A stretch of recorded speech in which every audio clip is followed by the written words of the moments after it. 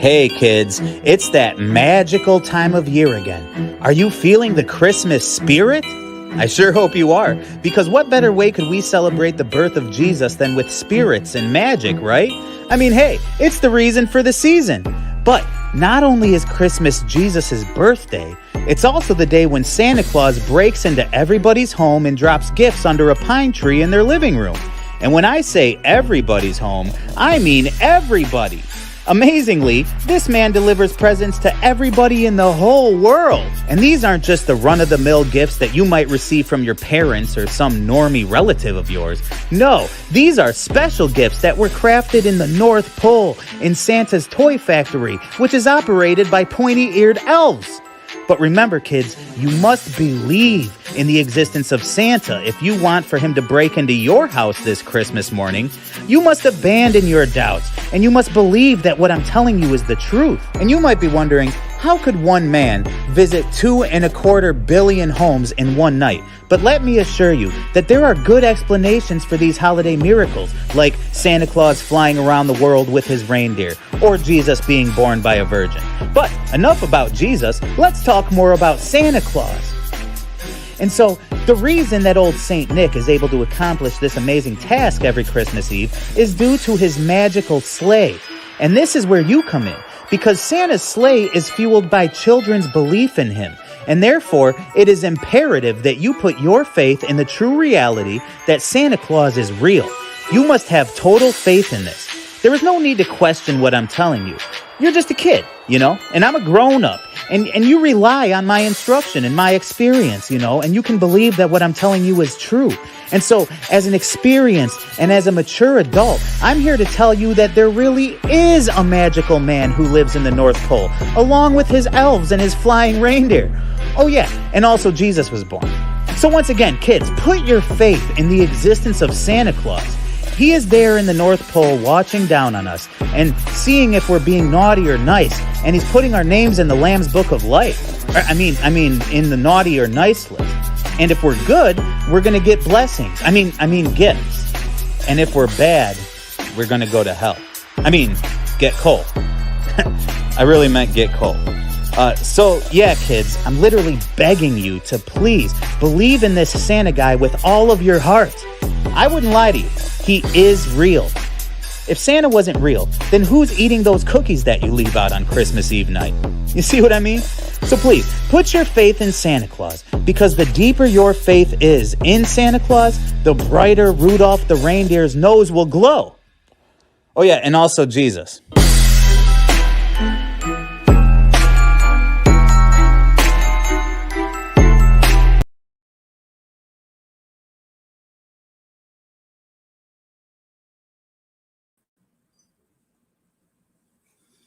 Hey everybody, Amber, you come over here.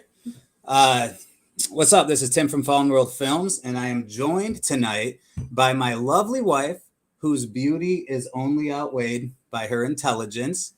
And I did pre-plan to say that, but so we're gonna get into this Christmas thing. So listen, it's a sensitive topic. A lot of Christians do celebrate the whole Santa thing when they do Christmas, and then a lot of Christians don't. And there's a lot of Christians, particularly in this truther community, who outright hate Christmas or anything related to Christmas because of its very pagan origins. And we're going to get into all that tonight. Before I move on too far, let's set the record straight. Our family celebrates Christmas. We got a Christmas tree. We do the presents. Even just today, we went to my grandma's Christmas party. Now, my grandma is the world's biggest fan of Santa Claus that you would ever want to meet. And I remember growing up, they would go the whole 9 yards. First off, every Christmas, one of my uncles, and then later myself, once I became an adult, but somebody would have to dress up like Santa Claus, including with the big old, pillow for the fat gut and the whole Santa costume, which my grandparents had. And they would come out into the living room, and we would literally, sit down with Santa, sit on his lap every Christmas at my grandma's house. And she would even have my uncles go up onto the roof and stomp around on the roof. So it sounded like reindeer, when Santa was leaving. And it was really important to convince all the kids that Santa was real. So, But I have nothing but love for my grandma. You know, I believe she loves the Lord, and I know there's no malice or bad intentions in, you know, the vast majority, almost everybody that celebrates and does the whole Santa thing. And in fact, here's a little picture from today. That's my Uncle Bob in the middle, me and my wife. So yeah, and I put hashtag hypocrites here because, you know, as you see, here I am doing a live stream where I'm about to eviscerate Christmas. But I don't think it's something that we need to be at each other's throats about. And I think that there's such bad stuff going on in the world right now that when it comes to Christmas, you know, I think that there's a lot of misinformation out there. I think a lot of the pagan origins of Christmas related traditions are out of context and for most people. When the Zeitgeist movie came out years ago, you know, and it so supposedly exposed how Jesus being born on December 25th was actually just a copycat of all these ancient gods who were also born on December 25th. And, you know, there's amongst so many other examples in, you know, in the truther community, information that's come to be present that proves that, yes, so much of the Christian traditions are based in occult paganism, right? But the main focus that I want to start here on tonight is where that little video I made left off. Santa Claus. Okay. So, and Amber, I'm not gonna keep hogging this live stream for long, but to set it up, Santa Claus is not real, in case you didn't know. Okay. I'm so glad me and my wife were just talking today about how fortunate we are and what a blessing it is that we both came into this relationship without doing the whole Santa Claus thing and kind of sharing the same view on it. And our parents both raised us just to not believe in Santa. What did your parents used to say about Santa? Like, how did you come to know that he wasn't real? I mean, we just never believed in it. Yeah, but like when you were at school and like other kids were talking about it and stuff. So, like growing up, my parents had talks with myself and my brother that, you know, other kids believe in it. Just, you know, don't say anything. Just ignore it. Like, Santa's not real. I remember my grandma and my aunt were like really adamant about like magic of Santa. And we kind of did the same thing and like appeased my grandma, my mom's mom. But it was like, okay, we know Santa's not real, but it's grandma, she's old, whatever. But like, I just remember even from like a really young age, it's like, it just made sense to me. Like, my parents explained it to me, like, Santa's not real. Like, why would we lie to you? We're teaching you to Did your lie. parents do the thing where they like told you, you know, now when you go to school, all these other kids, they believe in Santa, Yeah. so make sure you don't Like, tell them the just truth. Don't even bring it up. And do you remember having like because same with me, and do you remember having just this kind of like weird, I don't know how you'd really word it, but like this sense of how do you word it? I got great memories from when I was a kid. I mean, I have a great ability to remember things clearly from my childhood. And I remember for me, so my parents my mom never talked about Santa. At home, we didn't really do the Santa thing, but as I already told you, my grandma's house we did. And at school, of course, we did the Santa thing, and it was all over TV. And I was probably about 5 or 6 years old when I finally just asked my mom. I was like, hey, is Santa Claus real? You know, because I've heard kids talking about that he's not real. And I remember somehow this stuck in my memory even to this day. I can remember the moment. In fact, my brother and I and my sister, we were spending the night at my grandma's house, right? So that's probably why Santa was fresh on my mind. And my mom ended up leaving, you know, because maybe it was Christmas Eve or something, or I don't really remember the date. But point is, we were at my grandma's house, and I asked my mom this, and she said, Tim, I can't lie to you. No, Santa Claus is not real. And apparently the story, I said to her, okay, well, I'm still going to choose to believe in him anyways. I'm still going to pretend he's real. And I was telling Amber about that when I was coming up with this, the stuff for this video. And I was like, you know what? And I remember that night, I remember laying in bed and just like staring out the window, knowing darn well that Santa Claus isn't real. But I was just staring out the window, just waiting to see Santa fly by on his magical sleigh with his reindeer, you know? And so when you grow up in an environment where you're being taught that as a matter of fact, you know, this thing that you can't see really exists, and it's being reinforced by TV, and it's being reinforced in the movies, and you have songs, and you have, you know, and it's all related to the magic and wonder and, you know, the spirit of Christmas, right? It's a very powerful thing. And Amber, feel free to jump in. You know, I know you're about to, and this will probably trigger you, but as weird as it is from a truth standpoint, that we have this culture of and tradition where we all collectively lie to the children. Think about it. You're the parent, right? You're the one person in this world who God has given the task of raising this kid, right? And all your children are looking up to you for answers on everything that they have no experience in. So like I said in the, you know, comical video that we started this with, you know, children actually rely on you, not just grownups, but you as parents, to tell them the truth, right? And yes, I understand that, you know, if you happen to do the Santa thing and you're watching this, I'm sure I totally believe that your heart is in the right place. And it is fun as a kid. I can tell you from experience, it is fun to believe in Santa, right? But what happens when you, along with the television, along with the school, along with everybody else, knowingly teaches this kid this lie, this ridiculous lie, right? That's totally unfeasible.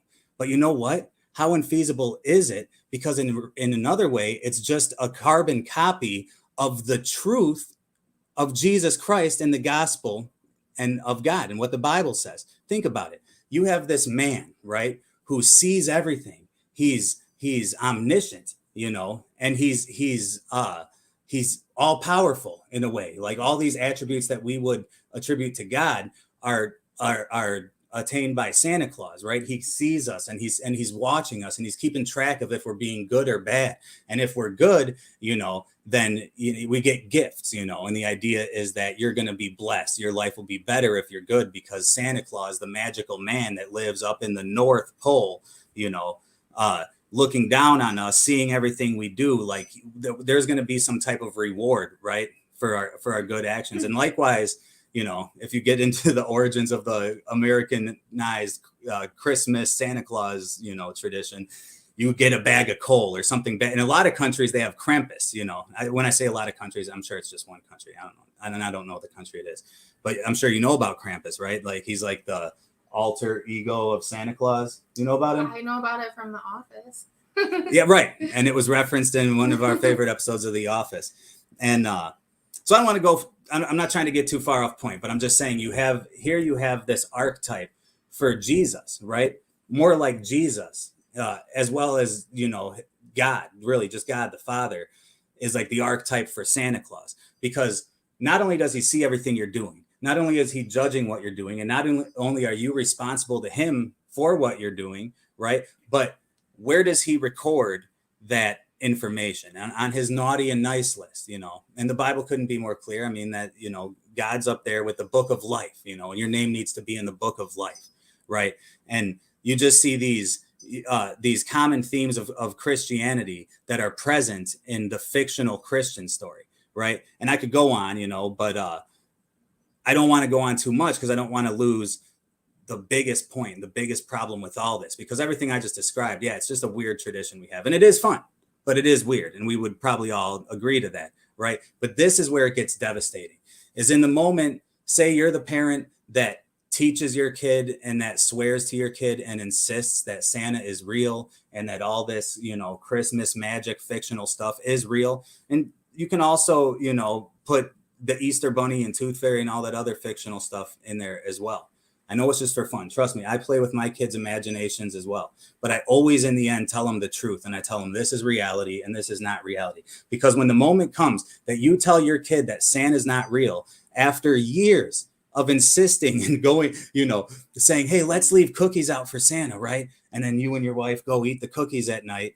And, the kids believe, oh, Santa must have came and eat the cookies. And you're essentially just lying to your kids. You're like, that's right, he did. Oh, and here's a gift from mommy. Here's a gift from Santa. So, well, am I hogging? Go ahead. Why don't you talk for a minute? So, like, I just had a coworker the other day talking about how, like, it's not fair. Santa gives the best gifts. Like, she's struggling to buy this gift from Santa for her kids they're 3 and 5. And she was like really stressed out because she's like, I just get them like little knickknacks or whatever, like tiny little gifts, but Santa gets to give them like what they want. And it was like, and like no judgment here. I know that we're not the norm. Like it's like everyone does Santa. And like no judgment. I get it. I mean, we didn't do it growing up, but like I understand like so many people do it. But it just like blew my mind because like I've never like struggled with that stress around the holidays, like that anything would even be from Santa, let alone the thing that they want the most. Not to mention, it's like if there is anything good about the gift giving part of Christmas, which again we're going to get into some of the actual information behind the origins of these traditions. But when it comes to that, like if there's any type of positive effect that that Christmas tradition could have, it's that we're demonstrating to children gift giving and generosity.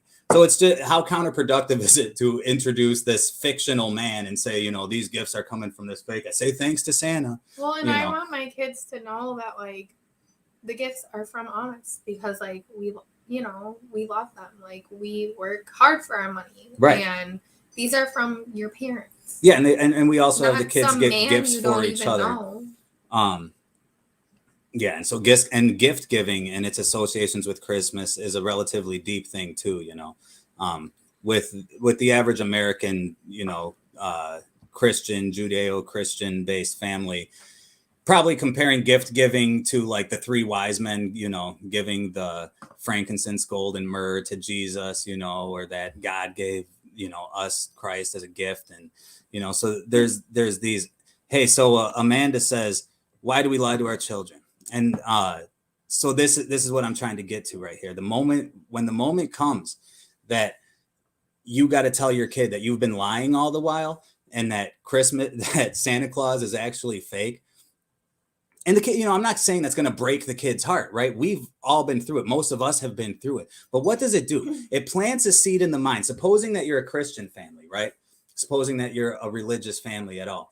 And here you are building up this fictional man that happens to, closely resemble God, right? Only to tell him, actually, we were all lying about that. It was all a lie. That was just for fun, right? But not only were we lying, the kids thinking, well, the TV was also lying. All the movies were lying. Everyone at school was lying. My teachers, I blah, mean, blah, they blah. even have like a Santa tracker app. Right. So you can see like where Santa is. And like on Christmas Eve. Yeah. And every year on the news, like all the different channels, like get, Santa checks in with them, and right. and you go to the malls and Santa's always there. And it's like, so now what happens as that kid no longer believes in Santa, right? They're growing up, but you're still telling them, okay, so Santa wasn't real, but Jesus really is.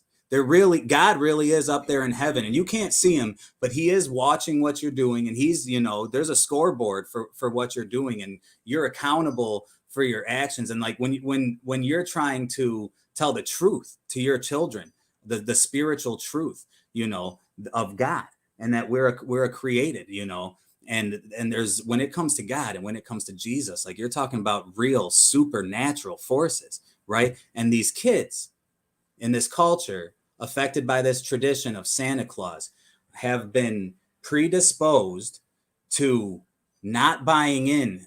I mean, think about it, right? Like how much less likely are you to believe what you're being told about God and what you're being told about Jesus when after it's been revealed to you that everything you were taught about a carbon copy of that guy that was all built up. And frankly, if you're honest, probably like even in Christian homes around Christmas time, it had a lot more to do with the gifts and the Christmas carols and the Santa Claus and stuff than it did with the Jesus anyways. There's a lot of power like behind these traditions because everybody participates. That's how rituals work, right? And I'm just saying, I feel that the whole Santa Claus thing, in a nutshell, is designed with the sole intention of predisposing children to not believing in God, because at a young age, you're conditioning them to believe in something supernatural only to break it all down. And that thing you're trying to get them to believe that's supernatural happens to be based clearly, specifically on the biblical God. What do you think about all that? No, I feel like that's like the biggest point, but like also like as parents, we're like training and teaching our children to, you know, not lie, be honest, like be good people, be kind. And it's like if we start their lives out lying, like just straight up lying to them, like children learn from like the example we set for them. So like why, if we're gonna go through and like, dude, some people like they'll go on roofs, they'll put like reindeer poop in the yard. Yeah, no, like, look what Amanda just said again with and Amanda. the elf on the shelf. Yeah, same with the elf on the shelf. It's like, what? That's like, I don't know. It just rubs me the wrong way. Our oldest son Levi just started losing his teeth. He's 5, and he's lost 2 teeth now, right? Yeah, his 2 so 2 bottom teeth. In both occasions, we told him, you know what, put that tooth under your pillow. And listen, I know some of you guys are real purists out there when it comes to the truther community. There's people that just don't do anything, right? Which I get, and I support that position. But it was what we do is we just tell our kids the truth. Like, they're having fun with all the Christmas stuff, but like I'm constant. Every time Santa comes up, I'm like, what's the truth about Santa, guys? And they're always like, he's not real. And I'm like, right. And with when Levi lost his teeth, we were like, put those under your pillow. And when you wake up and when you fall asleep, mommy's going to come and replace it with again. We just tell him the truth. But you know what? He still gets so excited about it. And like, the kids can still have fun. You don't need to lie to your kids to have fun. No. And like, he was so excited. And like, he had like these coins because same reason you're not allowed to look at the North Pole on Google Earth. Santa must have a fat ass house up there and some nice cars. They don't want us to see. Mid-Missouri here. Hey, what's up, Missouri? As a child, I was raised on the beliefs of my parents and community. Things have changed quite a lot since then. You are just growing up in the information age. It's a big difference. Yeah, and we're all raised on the beliefs of our parents and community. We're all growing up in the information age. I feel like the way that things are unfolding right now in the world, and with how bad things have, with how bad the prospective near future is looking in terms of the way that things are going in the world. While I would have always stood behind this principle that I'm trying to, relay here about not lying to kids, even for something silly like Santa Claus, if there was ever a time to be honest with kids, like, it's now. We're heading into a world where it's of the utmost importance that that kids are prepared to be, the responsible adults in the world that they're about to inherit. And it's, I think that as a born again Christian, right, and as somebody who knows for a fact that there is a God that made us, that loves us, that's watching us, that's will hold us accountable for what we do, right? And when knowing that, and then when I watch the lost world outside that doesn't know that and that doesn't acknowledge that, and I watch the way that their kids get so excited about the magic and the warmth of Santa Claus, and I understand everything that I just described, and see the way that they're kind of getting set up to be future atheists. And again, this doesn't happen across the board. It's just like all things. It's just another piece of propaganda. But my point is, it's just really sad. I see what you're saying. Totally, man. So Sheepdog says, give the parents a break. There weren't computers to research. Yeah. That's why he was saying the information age. Totally. That's the thing. Totally. Most people that do, everyone that does the, that's just how they, were brought up. That's just what you do. Like. Right. Yeah, no, but before the information age, like you say, you're right. Like I do give previous generations more of a break than I do our generation. And even our generation, I give a break. I mean, tradition is strong. You Right. know, I'm not quick to just hate on somebody for participating in a culture or tradition that I have since learned to be, you know, occultic in origin or whatever. It's all a learning process, but you know, you can't judge people's intentions when it comes to this kind of stuff. And again, dude, Christmas, I loved Santa when I believed in it. I When loved you it. like I missed it. halfway believed in them. Let's get into a little bit of this about Santa Claus.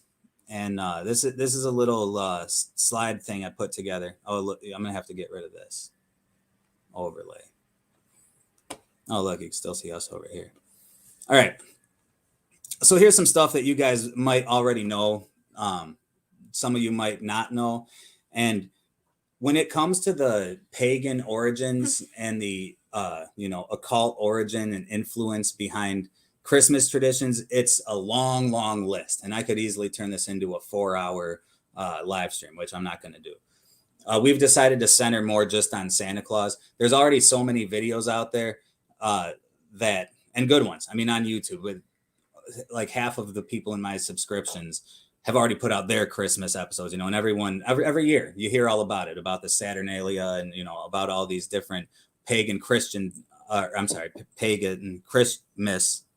traditions.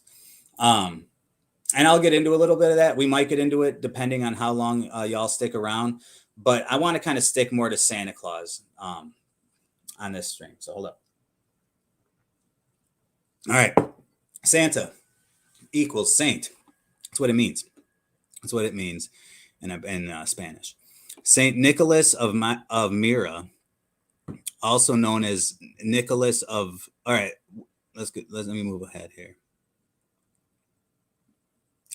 Saint Nicholas is the patron saint of sailors, merchants, archers, repentant thieves, children, brewers, pawnbrokers, unmarried people, and students in various cities and countries around Europe. His reputation evolved among the pious, as was common for early Christian saints, and his legendary habit of secret gift giving gave rise to the traditional model of Santa Claus, Saint Nick, through Sinterklaas.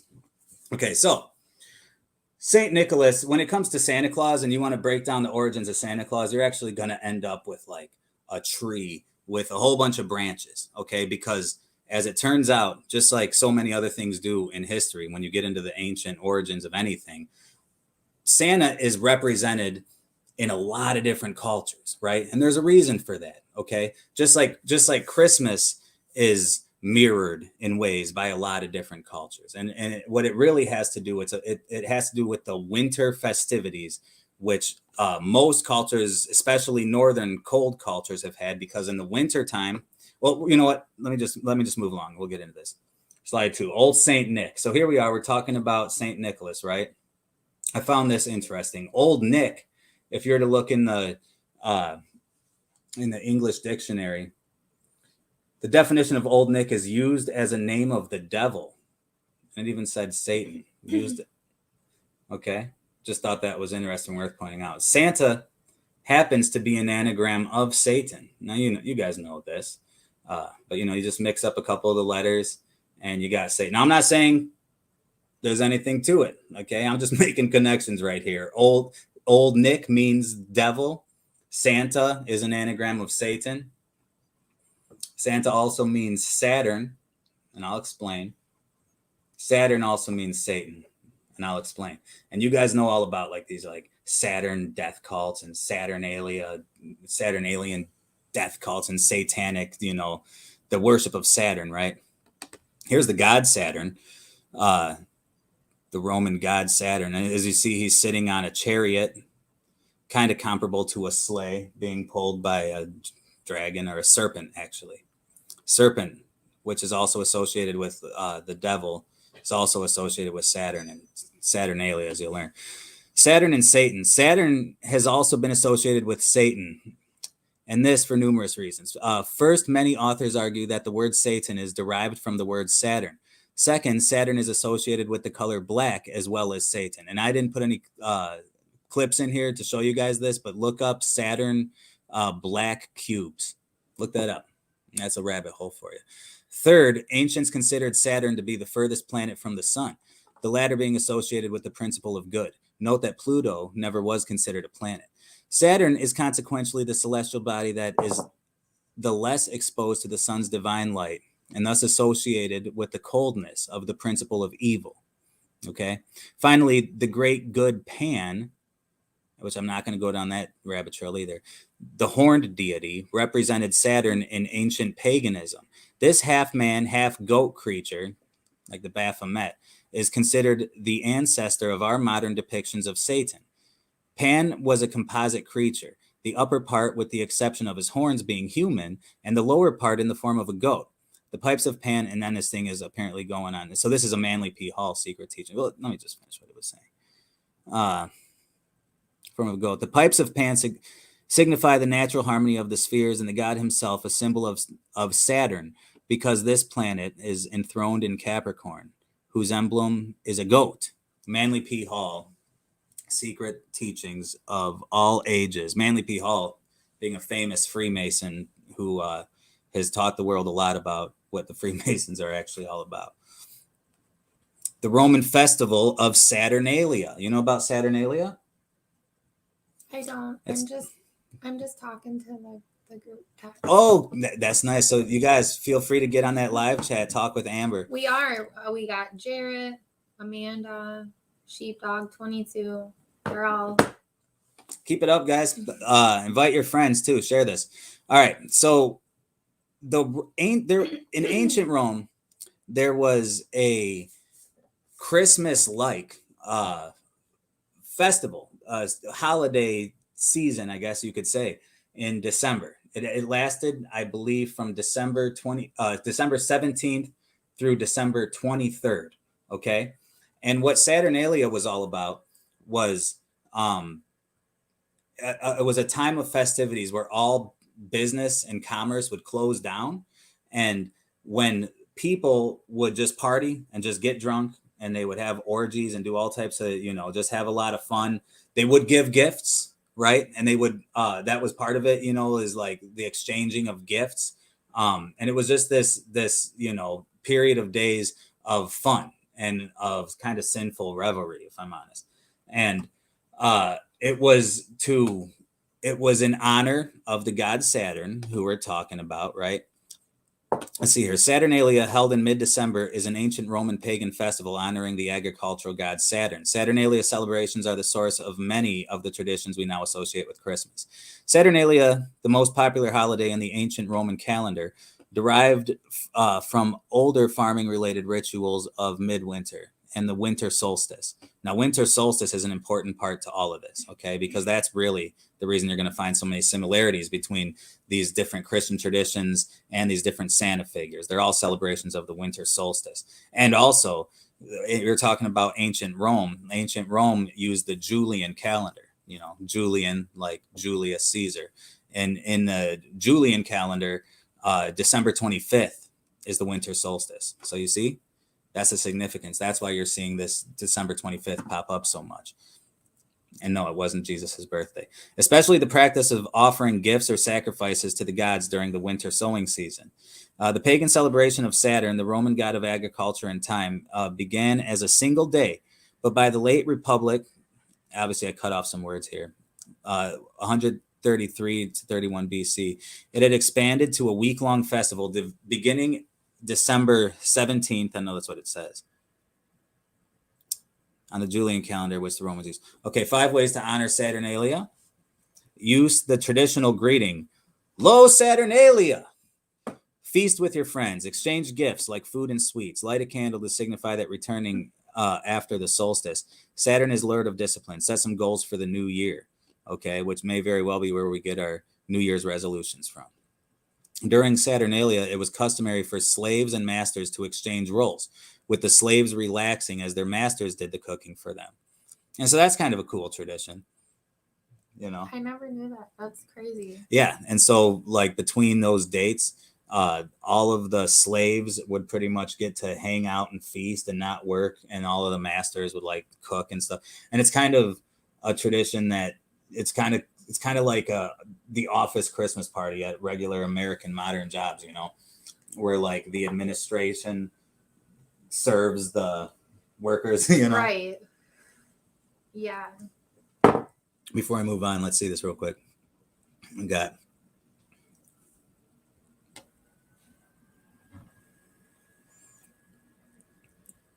down it.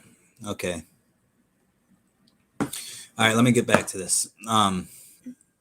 So yeah, I thought that was kind of cool. But again, it's just another tradition associated with Saturnalia.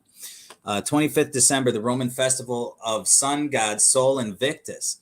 Okay, so Sol Invictus was a god, and this was before Saturnalia, if I'm correct. It was even more ancient of a celebration. And the reason I put this in here is because this is going to start to make sense of where we get our December 25th from. Okay, December 25th being in the Julian calendar, the winter solstice, as I said before. Okay, today, December 25th, and that's when this was written. I think this is an old article, but is a day of the in the later Roman Empire when people celebrated the winter solstice and the birthday of the sun god Sol Invictus. The day was called Dies, whoever wants to pronounce that, Sol Invictus, the unconquered sun, right? Sol being sun, Invictus is unconquered or unconquerable sun. Again, this is the winter solstice. This is the day when from this point forward, the days are going to start getting longer and the nights are going to start getting shorter. So the sun is being born, right? The sun, the cycle of the sun is coming back to life. And so Sol Invictus, but however, Sol Invictus was another ancient deity to these people. The Romans interpreted the sun as Sol racing his quadriga across the sky from sunrise to sunset. Again, quadriga, if I'm not mistaken, is like a chariot, like Santa dashing through the sky. Sol was associated with Luna, the goddess of the moon, who drove a chariot drawn with two horses. Yeah, chariot races for both quadriage and bigay or whatever were presented in Roman circuses. The Circus Maximus in Rome included the Temple of Sol.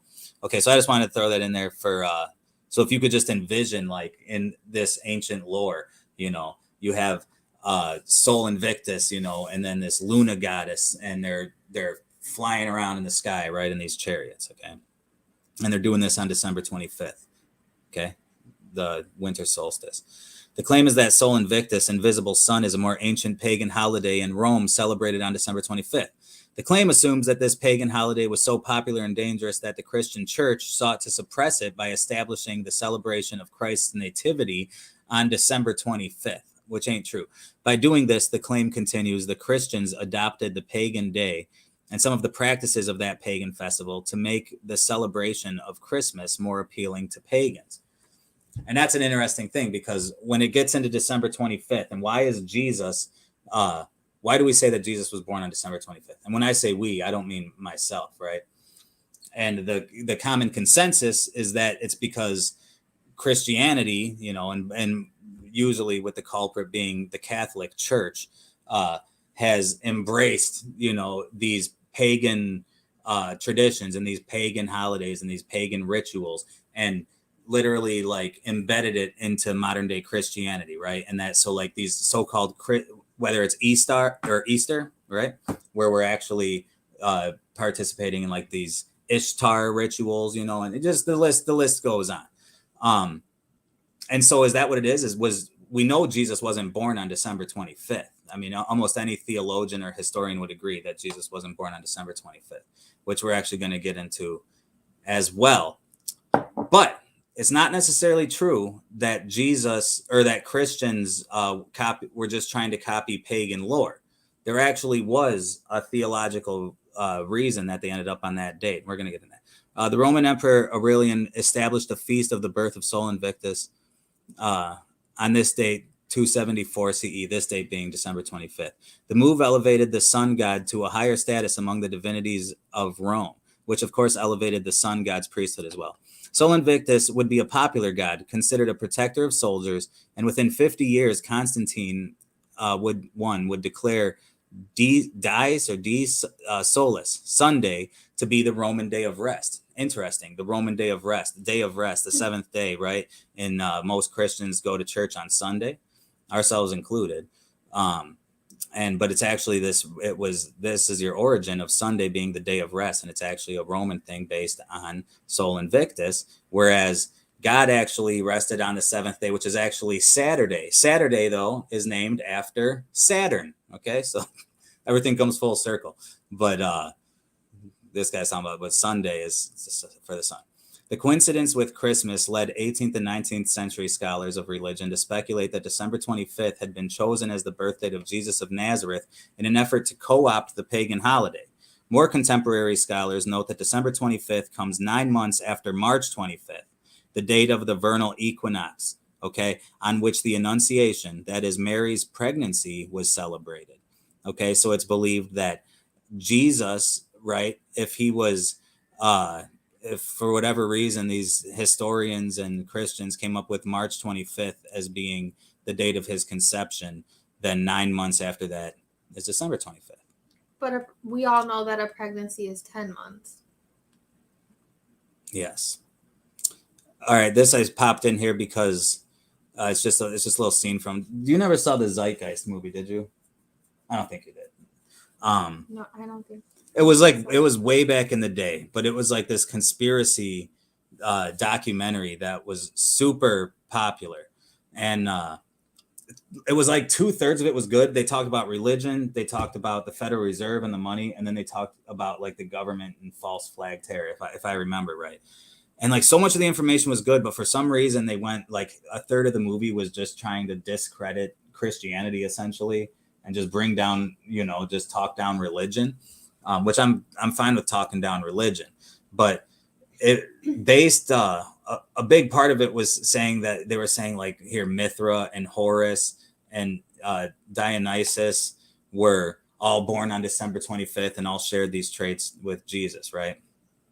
Right. But as for Mithras, we don't have a single ancient source that claims that he was born on December 25th. Amanda's asking what day was he born then? What day was Jesus born?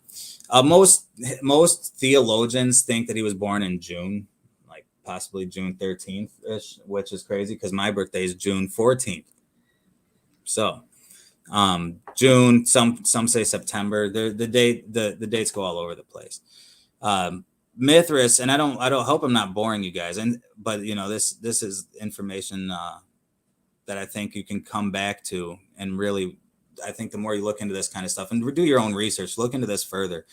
It's not just for the purpose of understanding where Santa comes from. It like when you research any of this stuff and you start getting into the ancient origins, and start seeing how these, because we're talking Christmas right now, but the reality is that everything around us just you can trace back to ancient pagan origins, and that's kind of the point. My larger point of this whole live stream is yes, no doubt, is Christmas pagan?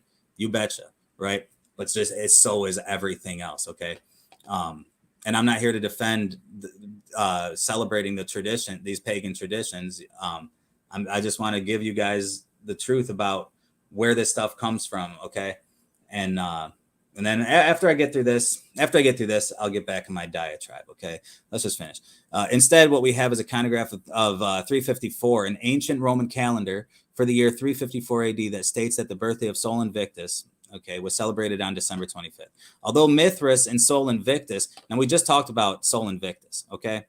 This is Mithras, and they happen to both be look a lot of. Actually, these are both Mithras, I think, but Sol Invictus is always demonstrated to look exactly the same too. But they're not the same god, and they're not in fact the same deity. In other words, just because some people in late antiquity thought that Sol Invictus was born on December 25th, which also is the point that it's not even proven that Sol Invictus was born on December 25th. Okay, but you'll find a lot of historians that say that he was. Even birth is kind of an exaggeration when you get into the way that these gods come into power. Anyways, okay, so here you got Mithras. Here you got Mithras and Sol Invictus, and I went ahead and threw this popular down on the bottom right. You guys recognize that person? Oh, Million Mile High Club. Hi. Hi. Hello, Tim and Amber. What's up, Swamp Rat? I'm assuming that's you, buddy. Great to see you, man. Had to throw that in there. Here I am talking about how it's not just Christmas, you know. We are surrounded by this stuff. And the very Statue of Liberty, it looks a lot like Mithras, looks a lot like Sol Invictus. And do you know why that is? Sol Invictus is a sun god, as is Mithras and Mithra, okay? They're sun gods. So many of the ancient gods are sun gods, okay? The Statue of Liberty, those spikes that you're seeing come out of her head are actually symbolism for the sun, for illumination, okay? Now Lucifer means light bearer, okay? Luce is light, Luce is light. The Statue of Liberty. Now Lucifer is also the original libertarian, and I don't want to go on too far of a rabbit trail, which I'm already starting to do here, but I do want you guys to start seeing the world in this way. Notice these connections. Nothing has changed from the old days. You know who else wasn't born on December 25th, despite a lot of people saying that they were, is Horus and Dionysus, like I said before. These are other people that, ancient gods that you're going to see. I'll bet you could even type it in on Google.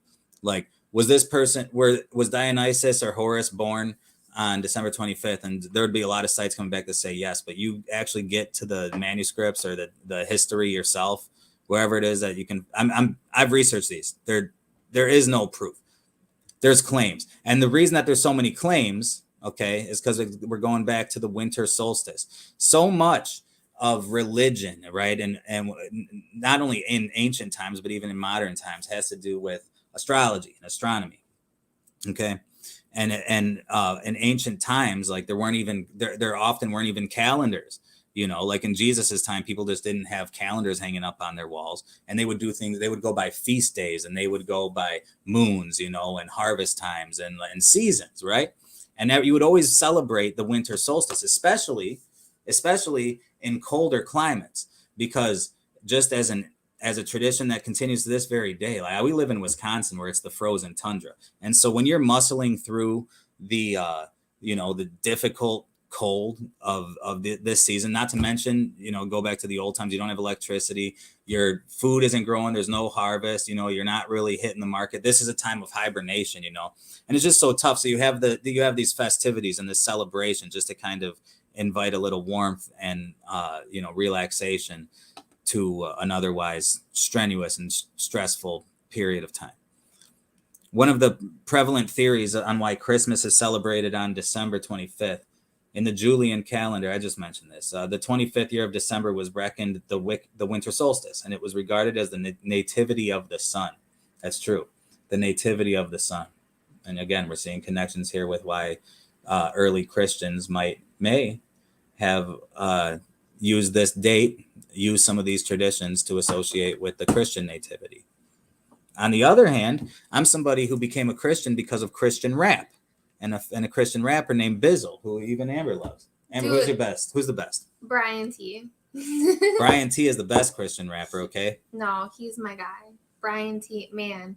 And do you know what? For the past... Talk about Brian T for a minute. Okay, no, I just have to say, for the past 2 years, I've wanted to see him. And last year, it just, I don't know, it didn't work out for some reason. Probably the kids or whatever. And then this year we were going to go, we had a babysitter, but he canceled like the day of. So maybe next year if he comes around. Brian T. No, he's the best though. Like he speaks truth, and like the amount of albums this guy puts out, it's like he's just like in the studio all the time, just like talking truth. Like thanks Million Mile for sharing. Yeah, Brian T, I would suggest for any of you guys to BRYANN space T. Well, like you might not be into rap music, but him and some others, it will help you grow as a person. I really was into like rap music, like Twista and right, like secular stuff. You know, me too. like, and I'm just saying, like, Brian T, like, it bumps, it like, but it's like, it's good lyrics. Like, I can listen to it with my kids and they love it. He's good, dude. He's my fave. Thank you, Amber. Maybe I'll get Brian T on the show one day. Oh my god. How great would that be? He would probably do cool. it. Promote himself. Well, you can like book him for revivals. Yeah. Maybe I'll get him on the show. Okay, and guess who else was not born on December 25th? Jesus. Someone was asking me about this before. It was during the time of temple service that Zacharias learned that he and his wife Elizabeth would have a child. So this child that Elizabeth is pregnant, this is coming from Luke 1. She's pregnant with John the Baptist. Okay, this is talking about John the Baptist. After he completed his service and traveled home, Elizabeth conceived.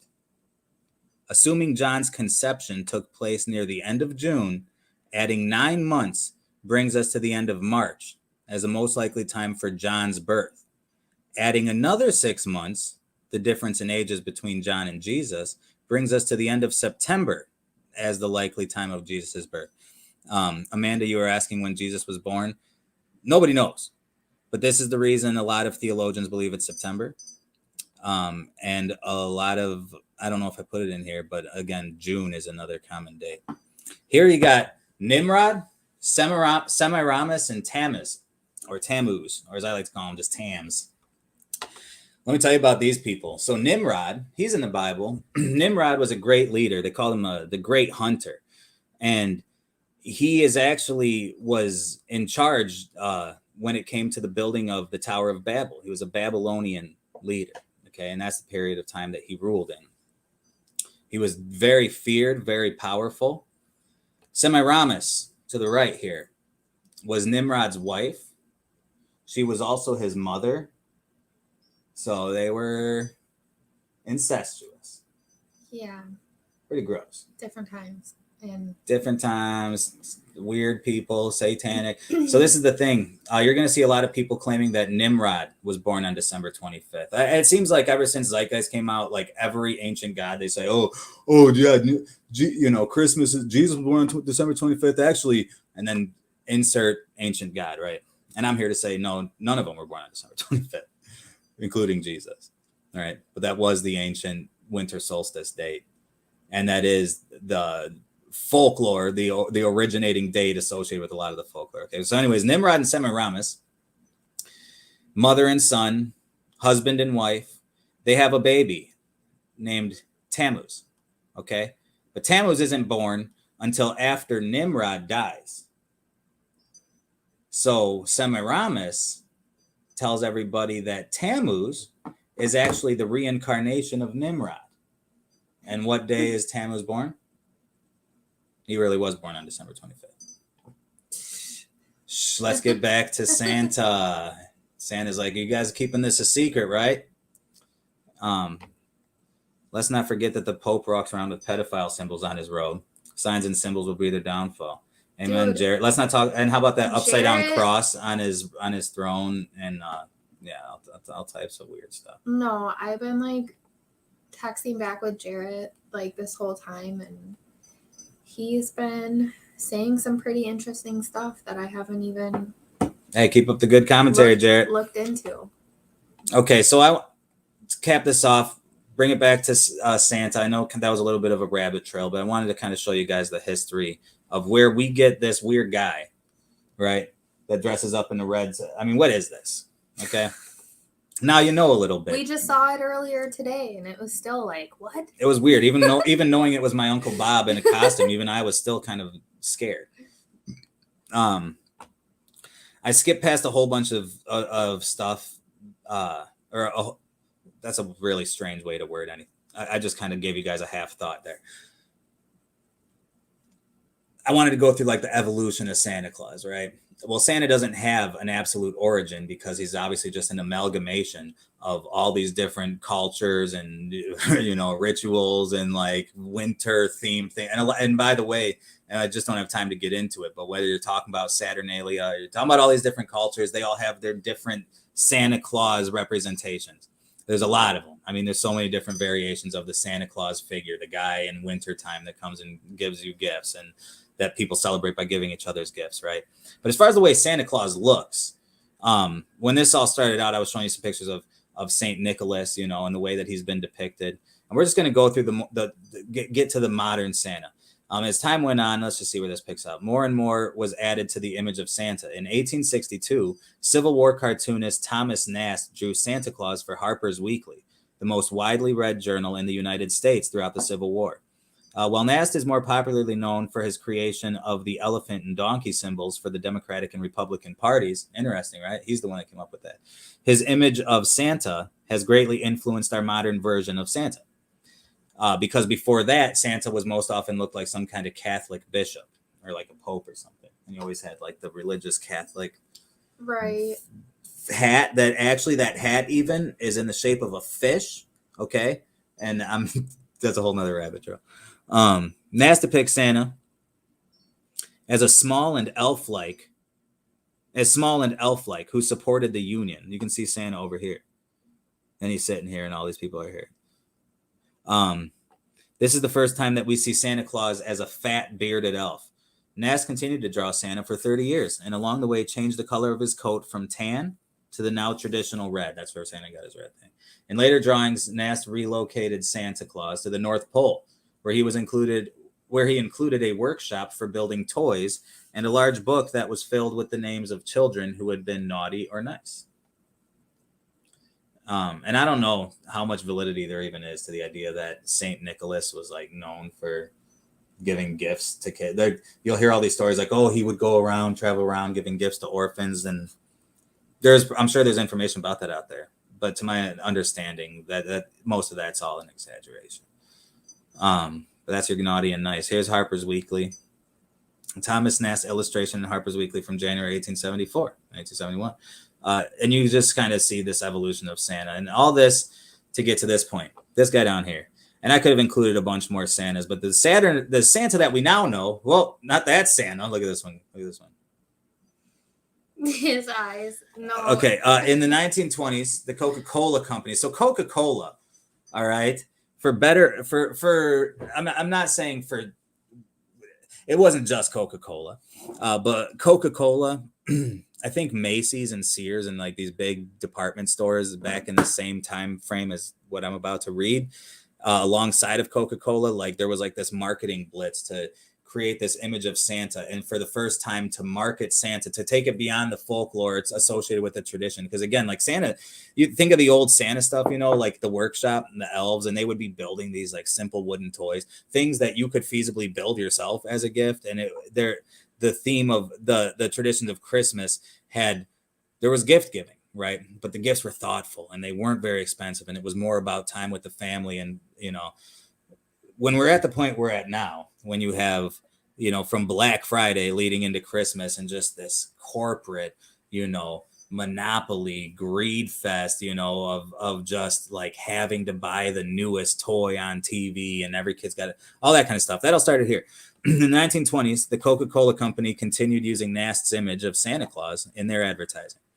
In 1930, Archie Lee, the agency advertising executive for the Coca-Cola company, wanted the next campaign to show a wholesome Santa that was both realistic and symbolic. The company commissioned Michigan-born illustrator Haddon Sundblom to develop advertising images using Santa Claus. Sundblom is how I think it's pronounced, but who knows? Maybe it's Blom. Was inspired by Clement Moore's 1822 poem, A Visit from St. Nicholas. And remember, Old Nick, what does it mean? Devil. And used it to create a newer version of Santa. Moore's description of the man as chubby and plump, a right jolly old elf, led to an image of Santa that was warm, friendly, and human. For the next 35 years, Sundblom painted portraits of Santa that helped to create the modern image of Santa Claus that we know today. Coca-Cola gave us Santa. Then Tim Allen just took it to the next level. Do you know who Tim Allen is? Tim, stop. Dude, my wife, she's a little younger than me, so I'm always like, all right, so I wanted to throw in some, so this is modern Santa. I wanted to show you guys what Santa looks like now. I thought that this was a fair depiction of how I think Santa probably looks.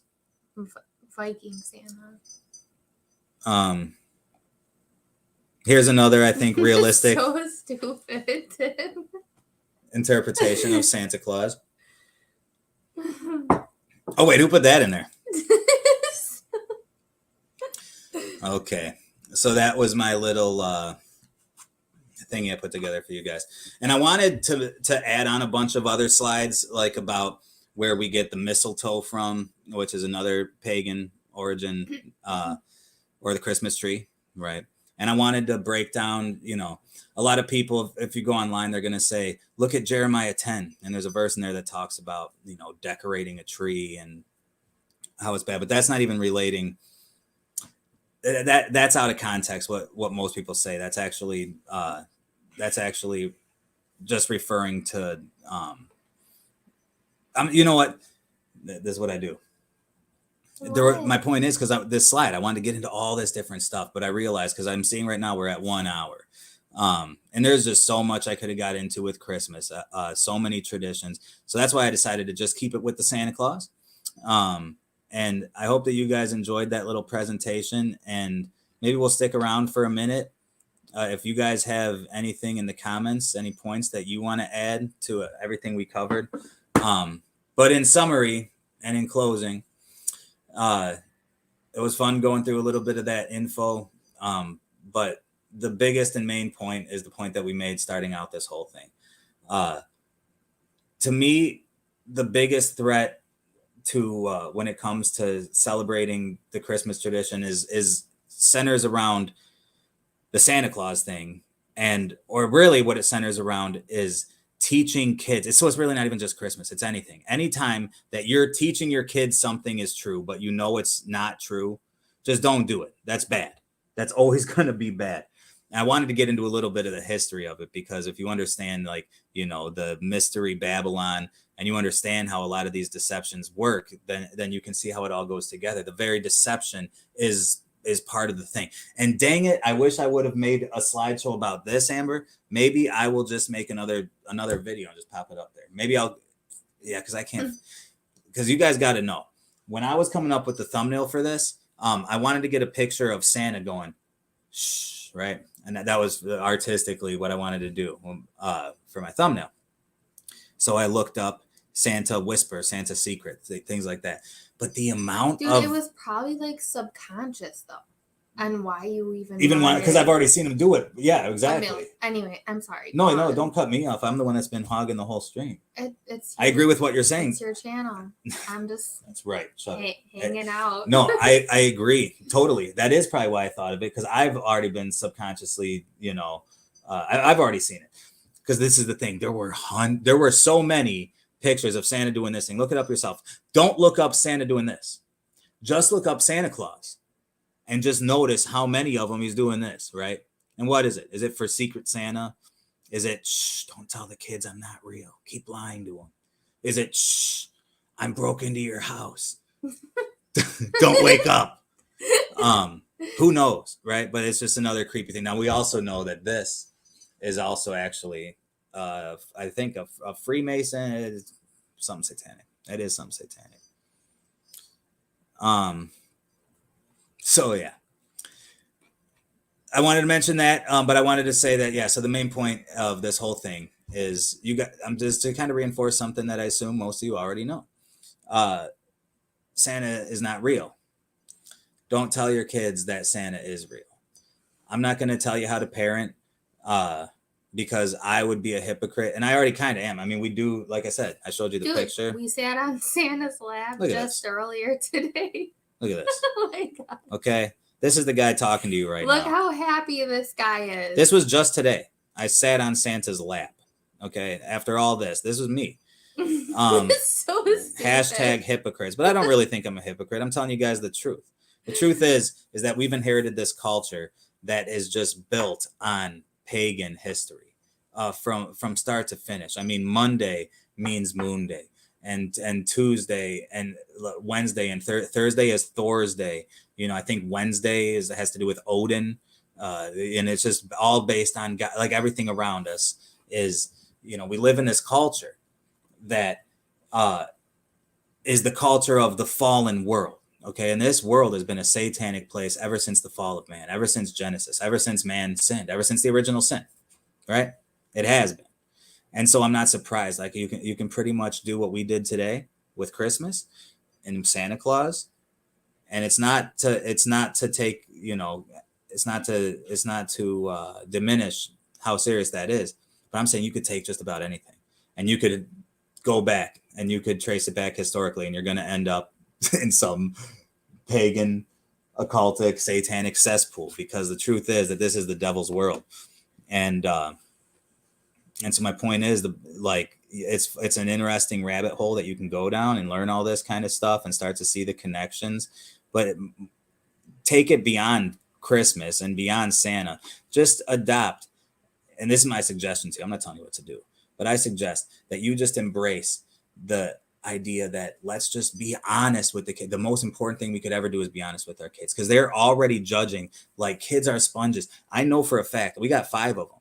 Okay. And I know that my kids are learning more from the behavior and the things that I'm demonstrating than they are the things that I even teach them, right? The things that even come out of my mouth.